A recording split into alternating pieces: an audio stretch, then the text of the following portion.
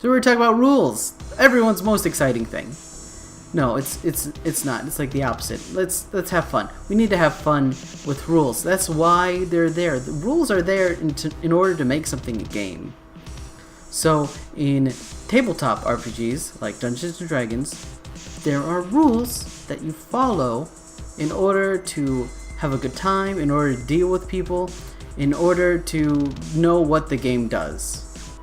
And some people use those rules. They'll take a rule and they'll twist it out of place, and they'll take it to the extreme and they'll make it no fun.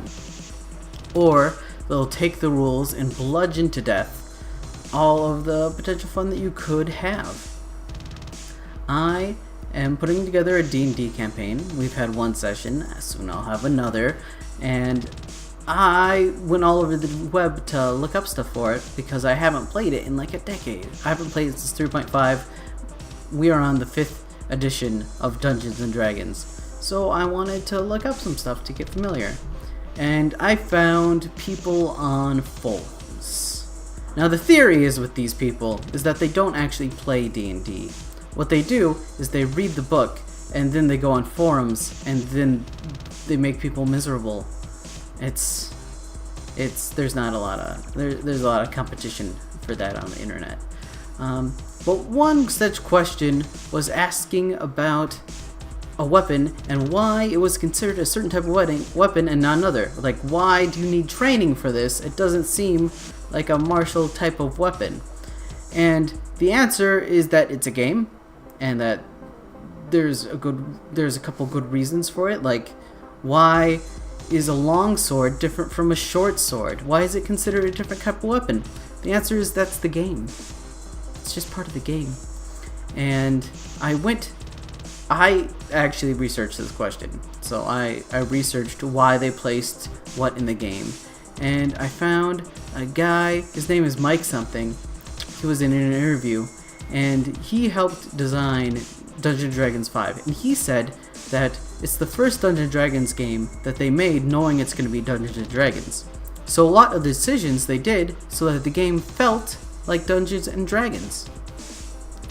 The example he used was Fireball. Fireball is a level 3 spell and does not make sense because it's powerful, and the math and the slope of power and the progression of the character, yeah, that's right, Emma, doesn't make sense with D&D and with everything else.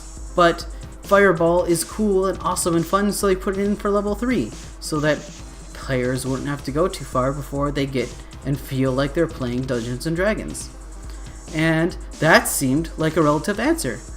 But the people who ask the kind of questions for rules and exact logical progression of things aren't the same kind of people that wrote the book for D&D. Let's take this out to another boring, it's all boring, part of it is free speech. You could say freedom of speech means everyone's good to say whatever the fuck they want, right? Yeah, wow. But there are obvious limitations to the freedom of speech. You're not allowed to threaten people. You're not allowed to put people in danger with words you say. The example is yell fire in a theater, and there are several philosophers that have talked about it, and they are mostly jerks and up their own butt. And ContraPoints has a fantastic video about it that I will totally link and be all about in the description. I'm all about ContraPoints. Okay.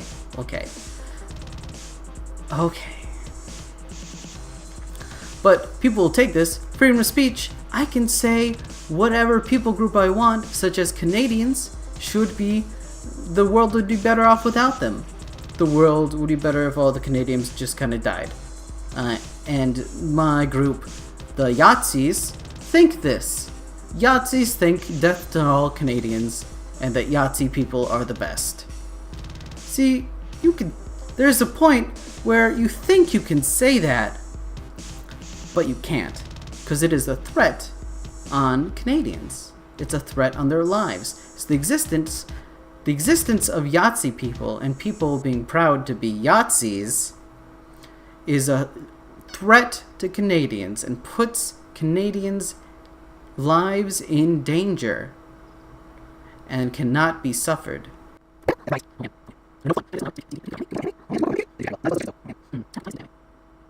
Characters. So,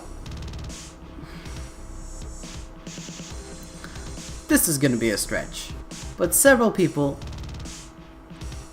enjoy anime off a set of rules. They enjoy it off of checklists. They want a tsundere character. They want funny things to happen. They want a giant robot. They have a checklist of rules that they want their anime to follow in order to watch and enjoy. To the point where they will watch terrible anime because there is a cute girl, because there are swords. And it's at this point that they're not watching good shows anymore, that they recommend this show because there's cute girls and swords and they want to watch and they want people to watch it, but it's not going to be any good. It's not any good. And it's the point where like it stifles, like, can't we just have a little bit of fun watching a show? Like, no, you can't. It's a bad show. And you liking that bad show means that good shows won't happen. Yeah, this is a stretch. This won't work. Want to see my cat? There she is. There's Emma. Oh. You're not an ingredient for Donald Trump to throw in a stew. No, you're not. No, you're not. Oh. Oh, I love having a cat. It's the best. It's the best. Oh man, buy a cat. Dogs are cool too. Apparently, they're both. You can't hold a dog in your lap. You can. They're cat size sometimes. Some dogs come in cat size. Oh. Hello. She likes. I'm President Trump. She? Yes, you do. I don't know if you like it. It doesn't seem like. And today we are going to get to the bottom of why I'm missing something. Mexicans are sending rapists. Like a lot of somethings. Anyway, tell me about what a bummer rules are. How about that? How about rules aren't always a bummer? Like, there's certain rules that are there to protect you. To protect your experience. Such as in D&D, you are not allowed to use your real-life knowledge for your character because you're supposed to be inhabiting that character. And that character does things that you wouldn't do and don't want to do, but you do them because they fit the character. And we have rules against your character knowing how to do everything because that's metagaming. And that's not fun.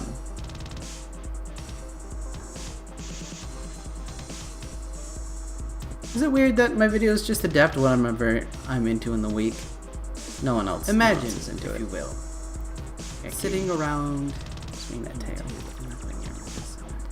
Oh man, but now I figured out I can totally make better, faster videos. First intro was better. Took so much time.